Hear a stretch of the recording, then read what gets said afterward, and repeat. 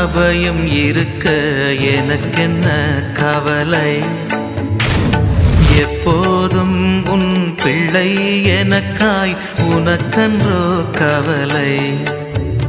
இயேசு கிறிஸ்துவுக்கு பிரியமான அன்பு இறை சமூகமே, உங்களை இந்த புதிய நாளிலே இந்த காணொளி மூலமாக சிறப்பாக இன்றைய மன்னா என்ற இந்த நிகழ்வின் மூலமாக உங்களை சந்திப்பதிலே மிகுந்த மகிழ்ச்சி.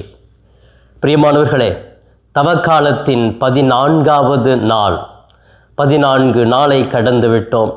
14 நாட்களாக இறைவனோடு இணக்கமாக நெருக்கமாக அவரை அறிந்து தெரிந்து அவரின் நல்ல வழியில் நாம் வாழ்ந்து கொண்டிருக்கிறோம்.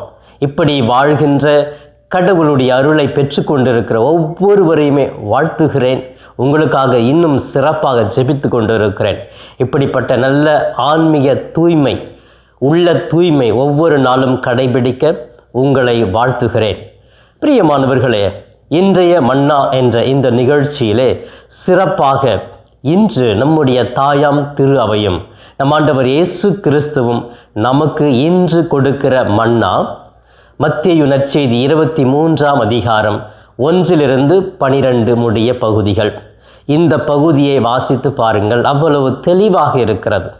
நமது வாழ்க்கையிலே சிலர் ஏமாற்றுவார்கள் இல்லையா? நல்ல நல்ல வார்த்தைகளை பேசி நம்மை மயக்கி விடுவார்கள். வார்த்தை ஜாலம் என்று சொல்லலாம். வார்த்தை அளவிலே அவர்கள் பேசி நம்மை மயக்கி விடுவார்கள். ஆனால் அவர்கள் அதன்படி வாழ மாட்டார்கள். ஊருக்குத்தான் உபதேசம், வீட்டுக்கு இல்லை அப்படின்னு சொல்லுவோம் இல்லையா? அந்த மாதிரி ஒரு சிலரை பற்றி சிறப்பாக இந்த தவ காலத்திலே நம் ஆண்டவர் இயேசு கிறிஸ்து நமக்கு முன் வைக்கிறார். பிரியமானவர்களே, நற்செய்தி அறிவிப்பு என்பது எல்லாருக்குமே கொடுக்கப்பட்ட ஒரு கொடை. யார் வேணாம் நற்செய்தி அறிவிக்கலாம். அது இறைவன் கொடுக்கிற ஒரு இலவசமான கொடையாக இருக்கிறது. அதனால்தான் இன்று இந்த காலகட்டத்திலே சமூக ஊடகங்களிலும் சரி, யூடியூப் சேனலும் சரி, வீடியோக்கள் காணொளிகளாக நிறைய மக்கள் நற்செய்தி எடுத்து அறிவிப்பவர்களாக மாறிவிடுகிறார்கள். இந்த அறிவிப்பு தேவைதான். ஆனால் அவர்கள் அதனுடைய உண்மையான பொருள் என்ன, கடவுள் எதற்காக இந்த உலகத்திற்கு வந்தார், அவருடைய மாண்பான செயல்கள் என்ன என்பதை புரியாமல் அந்த வார்த்தைகளை எடுத்து அப்படியே சொல்லி மற்ற மனிதர்களை தவறாக வழி நடத்துகிறார்கள். மற்ற மனிதர்களுடைய அமைதியை சீர்குலைக்கிறார்கள். அவர்களை கோபப்பட செய்கிறார்கள். தேவையில்லாத உணர்வுகளை வெளிக்கொண்டு வர உதவியாக இருக்கிறார்கள். இப்படிப்பட்ட ஒரு நற்செய்தி அறிவிப்பாளர்களை பற்றி தான் இயேசு இன்று இந்த நற்செய்தியிலே தெளிவாக பேசுகிறார். இந்த மத்தேயு நற்செய்தி 23ஆம் அதிகாரத்தில் நாம் படிக்கிற பொழுது இயேசு கிறிஸ்து முதலிலே பரிசேயர்கள் மறைநூல் அறிஞர்கள் பேசுவதை நன்றாக கேளுங்கள், ஆனால் அவர்கள் செய்வதை போன்று நீங்கள் செய்யாதீர்கள். அப்போ அவர்கள் போதிப்பது நல்லது தான். ஏன் அப்படின்னு சொன்னால், அவர்கள் மோசேயினுடைய கட்டளையை பேசுகிறார்கள். அவர் பெற்று வந்த அந்த 10 கட்டளை பற்றி தெளிவாக சொல்லுகிறார்கள். நல்லது, கேட்டுக்கொள்வோம். ஆனால் அவர்கள் வாழ்க்கையில் செய்வதை போன்று நீங்கள் செய்யாதீர்கள். அப்படின்னா அப்படிப்பட்ட அந்த அறிஞர்கள் பரிசேயர்கள் என்ன செய்கிறாங்க? அந்த கட்டளைப்படி வாழலை. அந்த கட்டளைகளை விதிமுறைகளை மக்கள் மீது திணிக்கிறார்கள். இப்படி பண்ணு, பாவம் செய்யாத, பாவம் செஞ்சாவனை சாகடிச்சிடு, இப்படி வெறித்தனமான ஒரு கட்டளைகளை அவர்கள் வெறித்தனமாகவே கடைபிடித்தார்கள். அவர்கள் உள்ளத்தில் ஒரு அன்பான, கருசனையான, பாசமான குணங்கள் கிடையாது. மனிதர்களை மனிதர்களாக வழிநடத்தக்கூடிய ஒரு நல்ல பண்புகள் கிடையாது. எனவே தான் இப்படிப்பட்ட மறைநூல் அறிஞர்களும் பரிசேயர்களும் தாங்கள் எல்லா இடத்திலும் முதன்மையானவராக இருக்க வேண்டும் என்று விரும்புகிறார்கள். இது கடவுளுடைய திட்டமே இல்லையே. கடவுள் எப்பொழுதுமே இறுதியாக இருக்கணும். தன்னை யார் முதன்மையாக இருக்க வேண்டும் நினைக்கிறார்களோ அவர்கள் இறுதியாக இருக்கட்டும். கடவுளுக்கு பணி செய்ய விரும்புகிறவர்கள் மக்களுக்கு பணி செய்யட்டும், தொண்டனாகவே இருக்கட்டும், தலைவனாக அல்ல. ஆனால் இந்த மறைநூல் அறிஞர்கள் பரிசைகள் தலைவனாக இருக்கணும். பந்திகளிலே முதன்மையான இடத்துல போய் உட்காரணும். ஆலயங்களில் நான் தான் எல்லாமே செய்யணும். ஆன்மீக காரியங்கள் நான் தான் முதல்ல இருந்து செய்யணும். இப்படி பரிசேயர்களும் மறைநூல் அறிஞர்களும் தங்களுடைய வாழ்க்கையில் நன்றாக போதிப்பவர்களாக இருக்கிறார்களே ஒழிய அதன்படி சிந்தித்து செயல்படுவராக இல்லை. பிரியமானவர்களே, பரிசேயர்களும் மறைநூல் அறிஞர்களும் நன்றாக போதிக்க கடமைப்பட்டவர்களாக இருக்கிறார்கள், நன்றாக போதிக்கிறார்கள். அப்படிப்பட்ட திறமை வாய்ந்தவர்கள், கேட்பதற்கு ரொம்ப இனிமையாக தான் இருக்கும். ஆனால் அவருடைய நடைமுறை வாழ்க்கையில் அதன்படி வாழ்கிறார்களா என்று கேட்டால் ஒரு பெரிய கேள்விக்குறிங்க. ஏன்னா அவர்களால் அது வாழ முடியலை. பெரிய பெரிய இடங்களில் நான் தான் எல்லாத்தையுமே செய்யணும், நான் தான் முன் வந்து செய்யணும், மற்றவர்கள் எல்லாம் எனக்கு ஒரு அடிமையாக இருக்கணும், நான் உயர்ந்த இடத்துல எப்பொழுதுமே இருக்கணும், மக்கள் என்னை எப்பொழுதுமே புகழ்ந்து பேசிக்கொண்டே இருக்க வேண்டும், நான் தான் கடவுளுக்கு நிகரானவன் என்று சொல்லி மற்ற மனிதர்கள் என்னை பெருமையாக பேச வேண்டும். இப்படி எல்லாமே அவர்கள் போதிப்பது ஒன்றாக இருக்கிறது, வாழ்வது ஒன்றாக இருக்கிறது. கடவுளுடைய ஊழியர்கள், நற்செய்தி அறிவிப்பவர்கள், கடவுளுடைய வார்த்தையை பேசுபவர்கள் எப்படி இருக்கணும்? ஒரு தாழ்ச்சியோடு இருக்கணும், பணி செய்கின்ற ஒரு மனநிலை இருக்கணும். எல்லா மத்தியிலுமே கடையவனாகவே நினைக்கணும், முதன்மனாக நினைக்கக்கூடாது. இதுதான் கடவுள் கூட எல்லா இடங்களிலும் சொல்கிறார். நீ முதன்மையாக இருக்க வேண்டும் என்று நினைத்தால் நீ கடைசி உள்ளவனாகவே மாறு.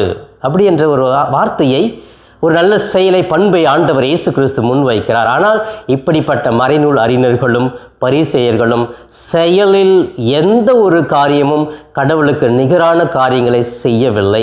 கடவுளுக்கு அருவருப்பான, வெறுப்பை கொடுக்கிற காரியங்களை செய்பவர்களாக இருக்கிறார்கள் என்பதையே இயேசு கிறிஸ்து முன்வைக்கிறார். அதனால் இப்படி போதிப்பவர்களை நீங்கள் கண்டுகொண்டு அந்த வார்த்தைகளை ஏற்றுக்கொண்டு வாழுங்கள். அவர்கள் செய்வதை போன்று ஒரு கடுகளவு கூட உங்கள் வாழ்க்கையில் நீங்கள் செய்யாதீர்கள் என்று ஆண்டவர் இயேசு தெளிவாக இந்த காலத்திலே நமக்கு நினைவுபடுத்துகிறார். இந்த தவ காலத்திலே பெரிய பெரிய மறைநூல் அறிஞர்கள் என்று அவர்களே பேசிக்கொள்ளுகிறார்கள். எனக்கு விவிலியம் ஃபுல்லாக தெரியும், கரைச்சி குடிச்சிட்டேன் என்று சொல்லி நற்செய்தி அறிவிக்கிறார்கள். ஆனால் அந்த நல்ல பண்புகள் அந்த மக்களிடத்தில் இல்லை. நான் சொல்கிறது தான் மக்கள் கேட்கணும், நான் தான் நேர்மையாக இருக்கிறேன், நான் தான் கடவுளுக்குள்ள பிள்ளையா, எல்லாத்தையுமே கரெக்டாக பர்ஃபெக்டாக செய்கிறேன் அப்படின்னு சொல்லிட்டு மற்ற மனிதர்கள் எந்த ஒரு சின்ன தப்பு செஞ்சாலும் அவர்களை பற்றி தவறாக கமெண்ட் போன்றது, அந்த வார்த்தைகளை ஏற்றுக்கொள்ள முடியவில்லை. நீங்கள் இயேசுவின் படி வாழ்வதில்லை, இயேசுவை தவறாக வழிநடத்துகிறீர்கள் என்று பேசுவது, இப்படி மற்ற மனிதர்களுடைய உணர்வுகளை, மனிதாபிமானம் இல்லாமல் பேசுகிற மனிதர்கள், அவர்கள் நற்செய்தி அறிவிக்கிறார்களா? கேட்டுக்கொள்ளுங்கள் கடவுளுடைய வார்த்தை. ஆனால் அவர்களுடைய செயல்கள் இந்த மாதிரி கோபப்படுறது, தவறாக பேசுவது, அவர்கள் உணர்வை தூண்டி விடுவது, சண்டை போடுவதற்காக தூண்டி விடுவது, குறிப்பாக மாதா இல்லை அப்படின்னு சொல்லிட்டு மற்றவங்களுக்கு தவறான செய்தியை சொல்லிட்டு அந்த மாதா பற்றி தவறாக அவதூறாக பேசுவது. அப்போ மக்கள் மனதும் என்ன நடக்குது? அது ஆமாம் இல்லை, அவர் சொல்கிறது உண்மை தான், விவிலியத்தில் இதெல்லாம் இல்லை. அப்போ அங்கே என்ன நடக்குது?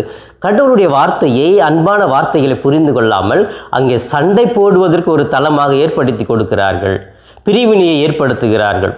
இது எல்லாம் இந்த காலத்தில் அதிகமாக எல்லா இடமும் நடக்கிறது. நான் ஆண்டவர் இயேசுவை நம்புகிறேன், அவர் வார்த்தை எனக்கு வாழ்வை கொடுக்கிறது, அந்த வார்த்தைப்படி நான் ஒவ்வொரு நாளும் வாழுகிறேன் என்று சொல்லி அந்த வார்த்தையை வாழ்வாக்க இயேசு கிறிஸ்து எங்கெங்க போனார்? நிம்மதி இல்லாதவர்களுக்கு நிம்மதியை கொடுத்தார், தேவையில் உள்ளவர்களுக்கு எல்லா தேவைகளையும் கொடுத்தார், உணர்வுகளை புரிந்துகிட்டார், பாவங்களை மன்னித்தார். அப்போ இதுதான் மனிதாபிமானம். இந்த மனிதாபிமானத்தை தான் இயேசு கிறிஸ்து செய்கிறார்.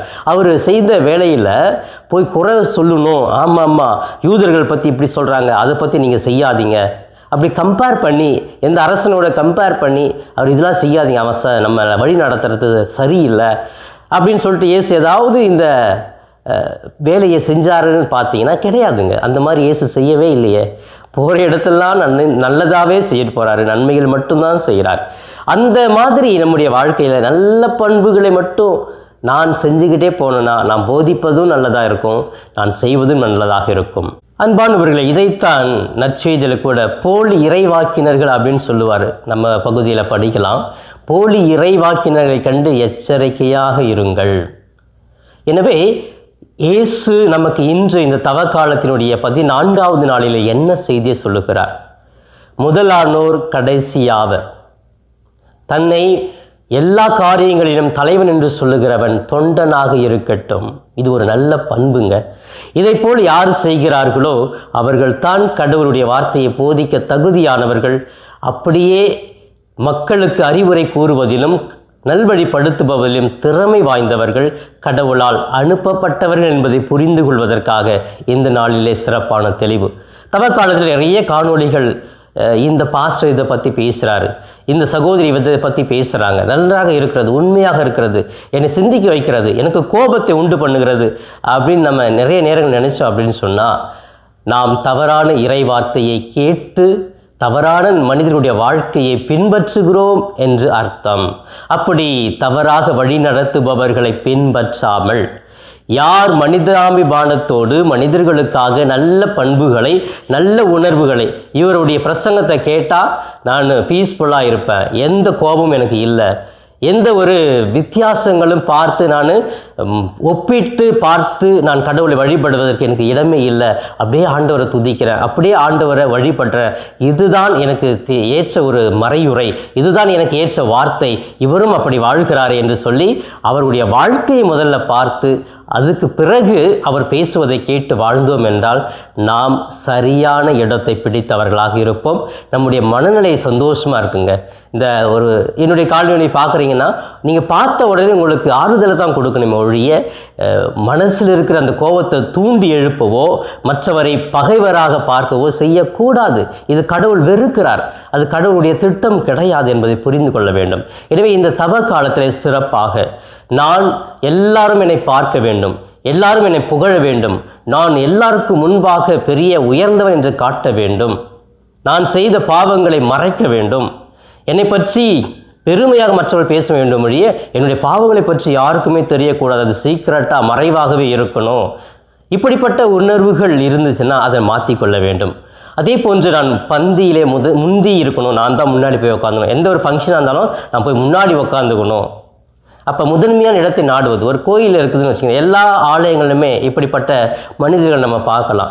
நான் மட்டும்தான் வாசகம் படிக்கணும், நான் மட்டும்தான் முன்னாடி மன்றாட்டு படிக்கணும், நான் தான் எந்த திருவிழா வந்தாலும் முன்னாடி வரும், மற்ற நாட்களில் மக்கள் வராத நாட்கள் நான் எதுவுமே பண்ண மாட்டேன். ஆனால் கூடி மக்கள் நிறைய பேர் வராங்க அப்படின்னு சொன்னால் அந்த இடத்துல வாசகமோ முன்னுரையோ மற்றவர்கள் வழி நடத்தும் நான் தான் முன்னாடி இருந்து செய்யணும். நான் எத்தனை வருஷமாக இந்த ஆலயத்துக்காக கஷ்டப்பட்டு இருக்கிறேன், அதனால நான் தான் முன்னாடி இருப்பேன். எல்லா மக்களுக்கும் என்னை பற்றி தான் தெரியணும். ஐயோயோ இவர் பண்ணாதான் ஏன் நல்லா இருக்குது, இவர் பண்ணாதான் திருவிழா மாதிரி இருக்குது அப்படின்னு சொல்லிட்டு முன்னே வந்து செய்வாங்க இல்லையா. அப்படிப்பட்டவர்களை பார்த்து அவர்கள் செயல்களை கற்றுக்கொள்ளாதீர்கள். அவர்கள் தங்களை தாழ்த்த வேண்டும், தாழ்ச்சியாக இருக்க வேண்டும், மற்றவர்களுக்கு இடம் கொடுக்க வேண்டும், மற்றவர்களை உயர்த்த வேண்டும். இவங்க தேயணும், அதுதான் திருமுழுக்கு யோவான் செய்கிறார் இல்லையா. அவர் வளரணும், நான் தேய வேண்டும் என்று சொல்லி வாய்ப்பை கொடுக்கிறார். இப்படி வாய்ப்பை கொடுத்து மக்களுடைய உணர்வுகளை புரிந்து நல்வழிப்படுத்துகிற ஒவ்வொரு நற்செய்தி அறிவிப்பாளர்களையும் நாம் பின்பற்றலாம். ஆனால் தவறாக வாழ்ந்து நற்செய்தியை பின்பற்றுகிறேன் என்று சொல்லி மக்களுடைய உணர்வுகளை சீர்குலைக்கிற ஒவ்வொரு மனிதர்களையும் நாம் வெறுக்க வேண்டும், ஓரம் கட்டி வைக்க வேண்டும். அப்பொழுது நாம் நிம்மதியாக இருப்போம், கடவுள் நமக்கு நல்ல நிம்மதியை கொடுப்பார், கடவுளுடைய பிள்ளையாக தொடர்ந்து வாழ்வோம். அப்படிப்பட்ட ஒரு நல்ல பண்புக்காக இந்த நாளிலே சிறப்பாக ஜெபிப்போம். பிரியமானவர்களே, இன்று சிறப்பாக செவ்வாய்க்கிழமை கோடி அற்புதர் பதுவை அந்தோணியாருக்கு ஒப்பு கொடுக்கப்பட்டனர். இந்த செவ்வாய்க்கிழமை வேளையிலே சிறப்பாக நான் உங்களுக்காக ஜெபிக்கிறேன். கோடி அற்புதர் எண்ணற்ற அற்புதங்களை, புதுமைகளை, வல்லமைகளை தன்னுடைய ஜெபத்தால், பரிந்துரையால் நம் ஒவ்வொருவருக்கும் பெற்று கொடுக்கிறார். நம்ம ஜெபம் பண்ணிட்டு போயிட்டு மற்ற வேலையை பார்க்குறோம், ஆனால் தன்னுடைய கரங்களிலே தவழ்ந்து கொண்டிருக்கிற அந்த இயேசுவின் இடத்திலே தொடர்ந்து நம்முடைய தனிப்பட்ட தேவைக்காக, பிரச்சனைக்காக தொடர்ந்து பரிந்து பேசிக்கொண்டே ஜெபித்து கொண்டே அந்த வரங்களை எல்லாம் நமக்கு பெற்று கொடுப்பவர் தான் கோடி அற்புதர். எனவே அவரை பார்க்கிற பொழுது, அவருடைய ஆலயங்களுக்கு நாம் செல்லுகிற பொழுது அநேக அற்புதங்கள் நடக்கிறது. இது உண்மை, இது கட்டுக்கதெல்லாம் கிடையாது. மக்களே உணர்கிறார்கள். அந்த புதுமைகளை, அற்புதங்களை இம்மீடியட்டாக கேட்ட உடனே கொடுக்கிறவராக அந்தோணியார் இருக்கிறார். அப்படிப்பட்ட பதுவை அந்தோணியாரிடத்தில் இன்று சிறப்பாக ஜெபிப்போம். நான் கூட உங்களுக்காக இந்த திருத்தலத்திலே, அமலாசிரமம் புனித அந்தோணியார் திருத்தலத்திலே ஒவ்வொரு நாளும் 4 திருப்பலி இருக்கிறது. திருப்பலி வேளையிலே, ஜெப வேளையிலே நான் உங்களுக்காக ஜெபிக்கிறேன். இந்த கோடி அற்புதருடைய தோழமை இதோ இந்த காணொளியை பார்த்து ஜெபித்து கொண்டிருக்கிற ஒவ்வொருவருக்குமே உண்டு. அவர் உங்களுடைய தேவையை நிவர்த்தி செய்வார். உங்களுடைய எந்த தேவையாக இருந்தாலும் இந்த கமெண்ட் பாக்ஸில் நீங்கள் அந்த ஜெப கருத்துக்களை பதிவிடுங்க. உங்களுக்காக சிறப்பான விதத்தில் கோடி அற்புதரிடத்தில் ஜெபிக்கிறேன். நிச்சயமாக கோடி அற்புதர் இயேசுவினிடம் பரிந்து பேசி அதை உங்களுக்கு பெற்றுக் கொடுப்பார். என்னோடு இணைந்து ஜெபிக்கலாமே. எங்கள் தாயும் தந்தையுமான இறைவா, உம்மை போற்றுகிறோம், உம்மை வாழ்த்துகிறோம், உம்மை ஆராதிக்கிறோம், உமக்கு நன்றி செலுத்துகிறோம். ஆண்டவரே, இந்த புதிய நாளை கொடுத்த கிருபைக்காக நன்றி. எங்கள் ஒவ்வொரு நாளும் வழி நடத்துகிறீரே. சிறப்பாக இன்றைய மன்னா என்ற நிகழ்ச்சியின் மூலமாக நல்ல நல்ல உணவாக மன்னாவாக எங்களுக்கு ஊட்டம் கொடுத்து வந்து கொண்டே இருக்கிறீரே. நன்றி இயேசுவே. உம்முடைய பிள்ளைகளை ஒரு பொழுதும் கைவிடாமல் எங்களோடு துணையாக இருந்து வருகிறீரே. நன்றி இயேசுவே. உம்முடைய பிள்ளைகள் நாங்கள், உம்மையை நம்புகிறவர் நாங்கள். எங்களுடைய வாழ்க்கையில் பலர் எங்களை ஏமாற்றலாம், பலர் தங்களை முன்னிலைப்படுத்தி எங்களை அவர்களை போன்று வாழ வேண்டும் என்று திணிக்கலாம். அப்படிப்பட்ட போலியான போதகர் மத்தியில் நாங்கள் இல்லாமல் நேர்மையான நல்ல பண்புகளோடு வாழ்கிற மனிதர்களுடைய வாழ்க்கையை பார்த்து நாங்கள் உம்மை அடையாளப்படுத்தி கொள்ள எங்களுக்கு ஆற்றல் தாரும் இயேசுவே.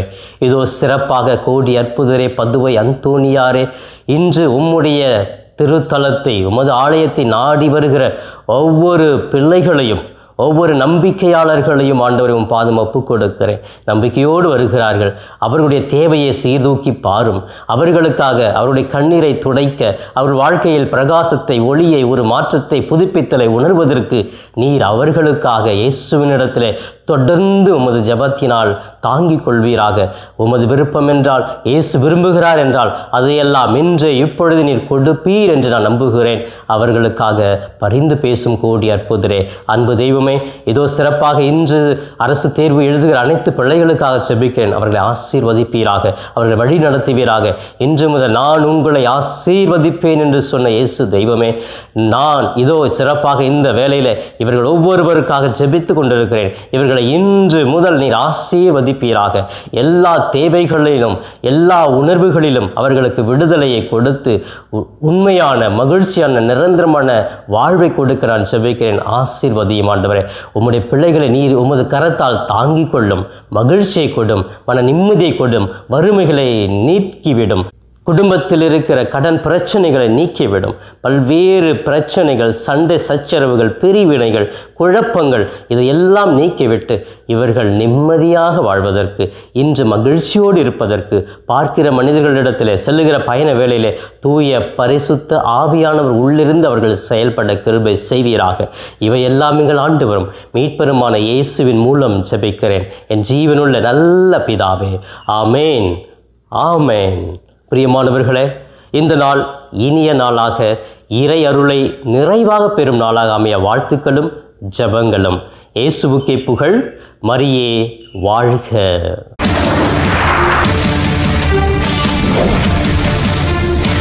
நண்பர்களே, இந்த காணொளியின் மூலமாக உங்களை சந்திப்பதில் மிகுந்த மகிழ்ச்சி. இந்த காணொளியை முழுமையாக பார்த்த உங்களை வாழ்த்துகிறேன். தொடர்ந்து ஃபாதர் தாஸ் கேப் யூடியூப் சேனலை பாருங்கள், ஜெபியுங்கள், இறைவன் மீது இருக்கிற நம்பிக்கையை ஆழப்படுத்துங்கள். உங்களுக்காக தொடர்ந்து ஜெபிக்கிறேன். இறை ஆசிர் என்றும் உங்களோடு இருக்கட்டும். இறைவனுடைய அமைதி உங்கள் உள்ளத்திலே குடிகொள்ளட்டும். உங்களுடைய குடும்பம் சமாதானத்தோடு வாழட்டும். நீங்கள் எடுக்கிற ஒவ்வொரு முயற்சிகளும் ஆசீர்வதிக்கப்பட நான் தொடர்ந்து ஜெபிக்கிறேன். தொடர்ந்து இந்த சேனல் ஃபாதர் தாஸ் கேப் யூடியூப் சேனலை சப்ஸ்கிரைப் செய்துவிட்டு தொடர்ந்து வருகிற ஒவ்வொரு காணொளியும் பார்த்து இந்த யூடியூப் சேனலை தாங்கும்படி உங்களை பாசத்தோடு கேட்டுக்கொள்கிறேன். நன்றி.